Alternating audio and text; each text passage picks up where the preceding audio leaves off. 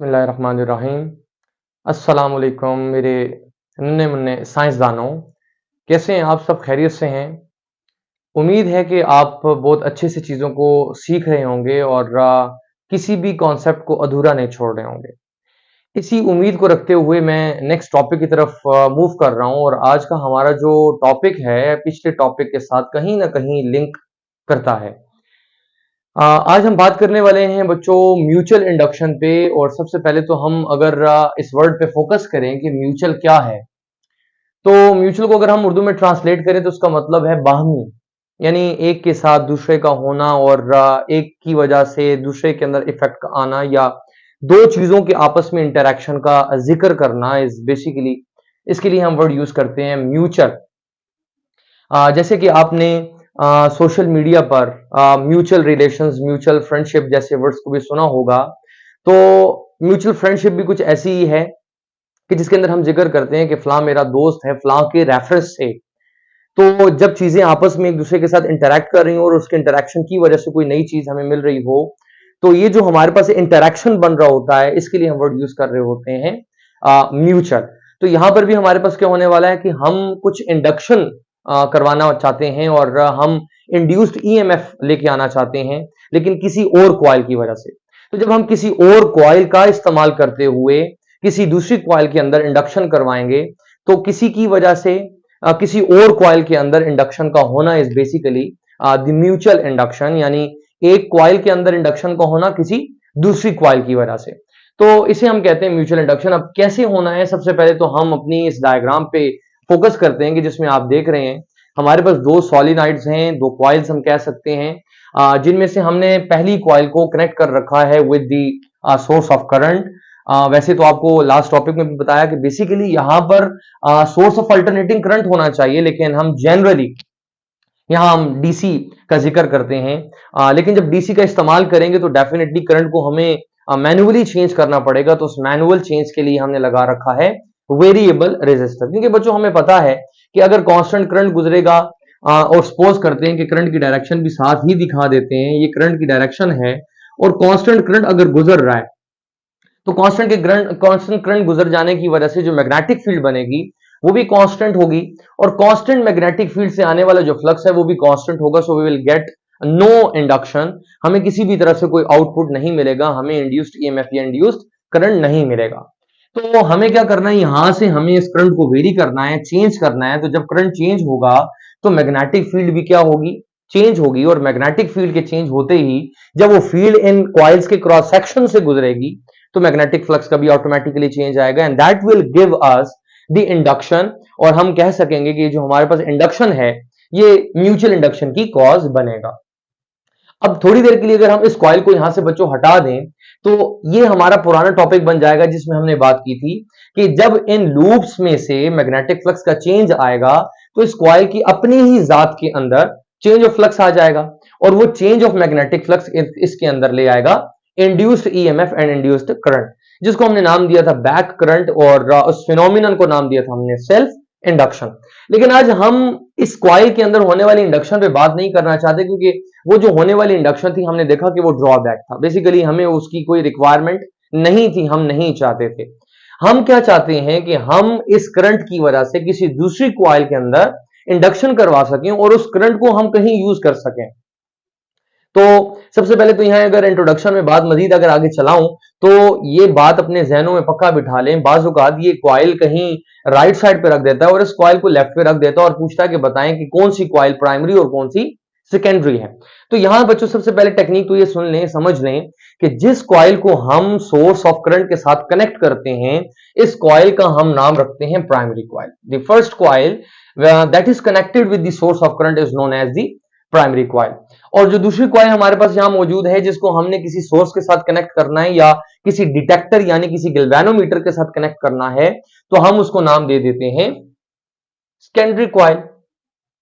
अब जब कभी प्राइमरी कॉइल का करंट चेंज होगा तो इसकी मैग्नेटिक फील्ड भी चेंज होगी बच्चों, और जब मैग्नेटिक फील्ड का चेंज आएगा तो डेफिनेटली मैग्नेटिक फ्लक्स भी चेंज होगा। इस कॉइल से भी मैग्नेटिक फ्लक्स का चेंज आएगा और इस कॉइल के अंदर भी मैग्नेटिक फ्लक्स का चेंज आएगा।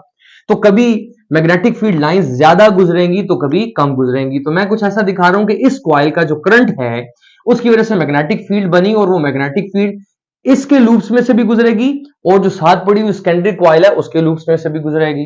तो चंद मैग्नेटिक फील्ड लाइंस दिखा देता हूं। ये कुछ मैग्नेटिक फील्ड लाइंस हैं बच्चों जो इसमें से गुजर रही हैं, और मान लेते हैं कि इसकी जो डायरेक्शन ऑफ मैग्नेटिक फील्ड है वो कुछ इस तरफ है। हम एरो भी लगा देते हैं, और यहां हमने अगर इस करंट की डायरेक्शन को इस तरफ दिखाया तो आपको ये बात मैं पहले बता चुका हूं कि आने वाला जो इंडक्शन होता है या जो इंड्यूस ईएमएफ और करंट बन रहा होता है वो हमारे इनपुट करंट या ईएमएफ से ऑपोजिट होता है। तो यहां जो इंडक्शन होगा, जो इंड्यूस करंट आएगा वो उसके मुकाबले में ऑपोजिट होगा। दोनों एक दूसरे को अपोज करेंगे और एक दूसरे के इफेक्ट को रोकने की कोशिश करेंगे, और यही चीज हम लेंज़ेस लॉ में ऑलरेडी बात कर भी चुके हैं। क्योंकि इस केस में जो ऑपोजिशन आएगी वो ऑपोजिशन कौन दे रहा है कि यहां आने वाला जो हमारे पास करंट है वहां की मैग्नेटिक फील्ड को भी अपोज करने की कोशिश करेगा। क्योंकि अगर हम आगे चलें तो ये जो करंट है ये भी अपने साथ मैग्नेटिक फील्ड लेकर आएगा, और इसकी मैग्नेटिक फील्ड जब इसके क्रॉस सेक्शन से गुजरने की कोशिश करेगी तो कहीं इसमें भी हमें दिखाई देता है कि जो आने वाला ईएमएफ है ये हमारी मैग्नेटिक फील्ड को हिंडर कर रहा है और हमारे इनपुट करंट को रोक रहा है। इसी तरह इस कॉइल के अंदर आने वाला जो सेल्फ इंड्यूस करंट है हमने उसमें ऑलरेडी बात की हुई है कि वो तो इसको रोकेगा ही। सो इसका अपना जो इंड्यूस्ड ईएमएफ है वो भी इसके करंट को रोक रहा है, और जो म्यूचुअल इंडक्शन की वजह से यहां करंट आ रहा है उसकी मैग्नेटिक फील्ड भी इसको रोकने की कोशिश कर रही है। तो यहां जहां हम म्यूचुअल इंडक्शन करवाना चाहते हैं यहां हमारे सामने एक बात सामने आ गई कि हमें ड्रॉबैक भी दिखाई दे रहा है कि ये वाला आने वाला जो करंट है ना इस करंट को रोकने की कोशिश कर रहा है।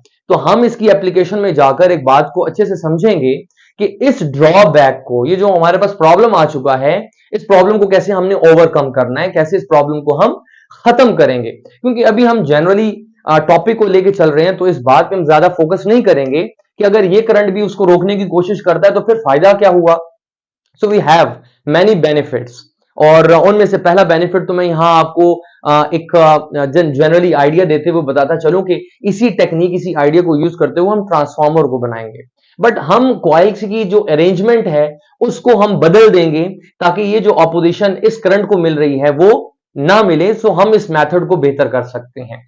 लेकिन प्रॉपर्ली अगर मैं म्यूचुअल इंडक्शन को बच्चों यहां डिफाइन करूं तो मैं इतना ही कहूंगा कि जो चेंज ऑफ करंट है प्राइमरी कॉइल का वो कॉज करेगा हमारे पास induced EMF and induced current in secondary coil. So यहां शॉर्टली इसको यहां हम डिफाइन भी कर लेते हैं। The change of current in primary coil causes induce EMF and current in secondary coil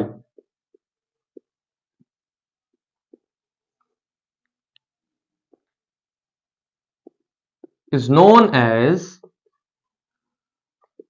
mutual induction।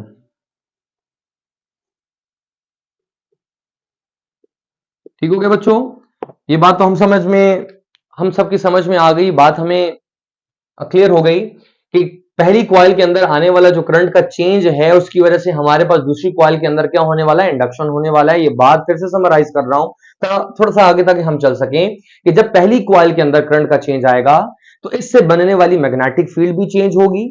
जब मैग्नेटिक फील्ड चेंज होगी तो यहां जो मैग्नेटिक फ्लक्स का गुजर होगा इस कॉइल से और सेकेंडरी कॉइल से वो भी चेंज होगा। और जब मैग्नेटिक फ्लक्स का चेंज आएगा थ्रू द सेकेंडरी कॉइल, क्योंकि यहां से मैग्नेटिक फील्ड लाइंस गुजर रही हैं, फ्लक्स गुजर रहा है, तो फ्लक्स का चेंज जब जब सेकेंडरी कॉइल से आएगा तो इस कॉइल के अंदर हमारे पास इंड्यूस्ड ईएमएफ आएगा और उसकी वजह से हमें मिल जाएगा इंड्यूस्ड करंट। अब ये जो करंट है इस पे मैंने पहले बात कर दी कि ये हमारे इस इनपुट करंट से ऑपोजिट होगा और कहीं ना कहीं इसको अपोज भी करेगा, इसको हिंडर करेगा, रोकने की कोशिश भी करेगा। इस प्रॉब्लम को सॉर्ट आउट कैसे करेंगे हम अपनी इसकी मेन एप्लीकेशंस में जाके बात करेंगे कि अगर हम इन कॉइल्स की अरेंजमेंट को चेंज कर दें तो इनके दरमियान आने वाली जो ऑपोजिशन है उसको मिनिमाइज किया जा सकता है। लेकिन फिलहाल हम ये प्लान करना चाहते हैं कि हम म्यूचुअल इंडक्शन के फिनोमिनन को कैसे इंक्रीज करें, क्योंकि बच्चों बाज़ औक़ात हमारी डिमांड ये होगी कि मैं म्यूचुअल इंडक्शन के फिनोमिनन को ज्यादा कर सकूं ताकि मुझे आउटपुट में इंड्यूस करंट, इंड्यूस्ड ईएमएफ ज्यादा मिले। और कभी डिमांड ये होगी कि मैं म्यूचुअल इंडक्शन के फिनोमेनन को कम करूं, जिसकी वजह से मुझे इंड्यूस्ड ईएमएफ और इंड्यूस्ड करंट जो है कम मिल जाए। तो देखना ये चाहते हैं कि जो म्यूचुअल इंडक्शन है ये किन फैक्टर्स पे डिपेंड करता है। तो पहला फैक्टर तो हम इनडायरेक्टली बात कर चुके हैं, उसको अब लिखना बाकी है कि अगर मैं यहां पर नंबर जो यहां पर आने वाला करंट है, जिसे मैं इंड्यूस करंट कहता हूं, इसको चेंज करवाना चाहता हूं, इंक्रीज या डिक्रीज करवाना चाहता हूं, तो यहां जो मौजूदा हमारे पास मैग्नेटिक फील्ड है, इससे आने वाला मैग्नेटिक फ्लक्स जो उसको हम चेंज करवाएंगे। ज्यादा मैग्नेटिक फ्लक्स अगर इस कॉइल की वजह से यहां पर आएगा तो हमारे पास आने वाला इंड्यूस करंट ज्यादा होगा। और अगर हम मैग्नेटिक फ्लक्स को कम कर देते हैं, जो मैग्नेटिक फील्ड यहां से गुजर रही है, इस फ्लक्स को कम कर देते हैं, तो हमारे पास म्यूचुअल इंडक्शन क्या होगी, कम होगी, और हमारे आने पास यहां आने वाला जो हमारे पास करंट होगा, इंड्यूस करंट, वो भी कम हो जाएगा। तो पहला फैक्टर तो मैं यहां पर लिखने वाला हूं कि जो हमारे पास फ्लक्स है, इसका जो चेंज है is directly proportional to the induction. जितना ज्यादा फ्लक्स का चेंज आएगा उतना ज्यादा हमें इंड्यूस करंट मिलेगा, जितना फ्लक्स का हम चेंज कम कर देते हैं उतना हमें कम करंट मिलेगा। एंड सेकेंडली एक चीज, ये बात हम पहले भी ऑलरेडी स्टडी कर चुके हैं, जस्ट इसको एक बार दोहराएंगे कि अगर मैं यहां देखता हूं कि मेरे पास 1 2 3 4 और 5 नंबर ऑफ टन्स हैं, और 5 में से एक टन मुझे 1 वोल्ट इंड्यूस करके देता है ईएमएफ, तो 5 टन्स कितने इंड्यूस करके देंगे मुझे ईएमएफ? 5 वोल्ट। तो बच्चे मेरे जहन में एक टेक्निक आती है, और वो क्या टेक्निक है कि अगर मैं यहां पर 5 टन्स की जगह 100 टन्स कर देता हूं, और 100 टन्स में से एक टन अगर मुझे 1 वोल्ट इंड्यूस ईएमएफ करके देता है, तो 100 टन से कितना मुझे कलेक्टिव इंड्यूस ईएमएफ मिल जाएगा? 100 वोल्ट्स का। तो यहां अगर मैं नंबर ऑफ टन्स को चेंज करता हूं, इंक्रीज करता हूं, तो भी जो इंड्यूस्ड ईएमएफ है वो चेंज होगा, और इंड्यूस्ड करंट जो उससे हमें मिलने वाला है उसमें भी चेंज आएगा। सो मैं अगर यहां इन दोनों फॉर्मूला को देखूं तो मेरे पास जो राइट साइड के फैक्टर्स हैं वो सेम है, तो मैं दोनों एक्सप्रेशंस को कंबाइन करूंगा। सो कंबाइन बोथ रिलेशंस। अगर मैं दोनों रिलेशंस को मिला दूं तो बच्चों एक रिलेशन बनता है n फाई इक्वल्स टू, और अगर प्रोपोर्शनैलिटी में लिखें तो जस्ट आई लिखते हैं, और अगर इस रिलेशन को मैं मजीद ओपन कर दूं, क्योंकि हम जानते हैं साइन ऑफ प्रोपोर्शनैलिटी को हम हमेशा रिप्लेस करते हैं किसी कांस्टेंट के साथ, तो म्यूचुअल इंडक्शन के केस में हम इसको रिप्लेस करेंगे एक कांस्टेंट m के साथ, जिसका नाम है म्यूचुअल इंडक्टेंस। तो फॉर्मूला वाइज अगर बच्चों हम इसको लिखें तो ये फॉर्मूला बनेगा n phi equals to M I. जैसे लास्ट टॉपिक में हमारे पास ये सिंबल था L, वो शो करता था सेल्फ इंडक्टेंस को, तो ये शो कर रहा है म्यूचुअल इंडक्टेंस को। सो M for the mutual inductance. जैसे वो डिपेंड करता था एरिया पर, नेचर ऑफ कॉइल पर, नेचर ऑफ कोर पे, नंबर ऑफ टर्न्स पर, तो इसी तरह से ये भी उन्हीं तमाम फैक्टर्स पे डिपेंड करता है। सो यहां अगर मैं इस इक्वेशन को थोड़ी देर के लिए रोकूं और यूज कर लूं फैराडेज लॉ को, तो देखते हैं कि फॉर्मूला में क्या चेंज आएगा। Using Faraday's law of electromagnetic induction। तो बच्चों हमारे पास फेरेडेज लॉ का जो फॉर्मूला है, मैं उसको यहां अगर शॉर्टली लिखूं तो हमारे पास फॉर्मूला बनता है epsilon equals to minus n delta phi over delta t। अगर मैं इस डेल्टा को थोड़ी देर के लिए बाहर निकाल लूं, जैसे कि हम लास्ट टाइम भी एक्सप्रेशन से इसको बाहर निकाल कर लिखते रहे, और साथ में हम इसको m लिख देंगे क्योंकि ये म्यूचुअल इंडक्टेंस के लिए बात चल रही है, तो माइनस n डेल्टा को बाहर निकालना है, और फिर जो फैक्टर्स हैं उनको कॉमनली इकट्ठा लिखते हैं n phi over delta t। So we can write, क्योंकि हमें पता है कि डेल्टा शो करता है जस्ट चेंज को, और अगर मैं वो चेंज बाहर भी लिख दूं तो ये तो कॉमन सेंस की बात है, मुझे मालूम है कि चेंज इसमें आ रहा है, और चेंज किसमें आ रहा है कि फ्लक्स का चेंज आ रहा है। नंबर ऑफ टर्न्स तो ड्यूरिंग द एक्सपेरिमेंट चेंज नहीं होते। मैं अगर इस फैक्टर को रिप्लेस कर दूं बाय यूजिंग फर्स्ट इक्वेशन, तो मैं उस n फाई की जगह लिख सकता हूं M I. So using equation 1, तो फॉर्मूला बच्चों हमारे पास ये बनता है epsilon equals to minus delta M I over delta T, and finally मैं इस फॉर्मूला को ऐसा भी लिख सकता हूं minus M delta I over delta T. So this is the mutual induced EMF.